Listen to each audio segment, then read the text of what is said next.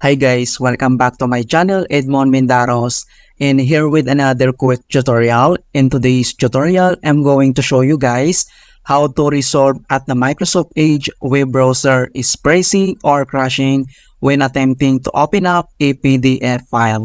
Alright, so without further ado, and let's go ahead. So ang next step ay dito lang sa start menu, so right click ka lang, and then kailangan mo lang select tong settings. Dito sa settings ay kailangan mo lang select tong apps.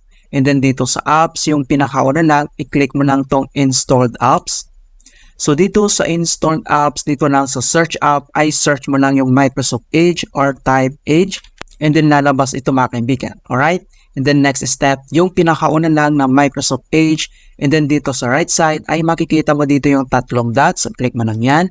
And then kailangan mo nag-select tong modify. And then dito ay makikita mo yung repair Microsoft Edge. And then kailangan mo nag-i-click tong repair. Alright, so repairing Microsoft Edge requires an internet connections and will reinstall the browser. So your browser data settings won't be affected. Okay, so click mo lang tong repair. And then wait natin matapos ang downloading Microsoft Edge and installing. Alright, so that's it. Complete na yung installing and downloading. So ang next step ay close lang natin to. Kailangan lang natin mag-restart. So click mo lang yan and then click mo to restart.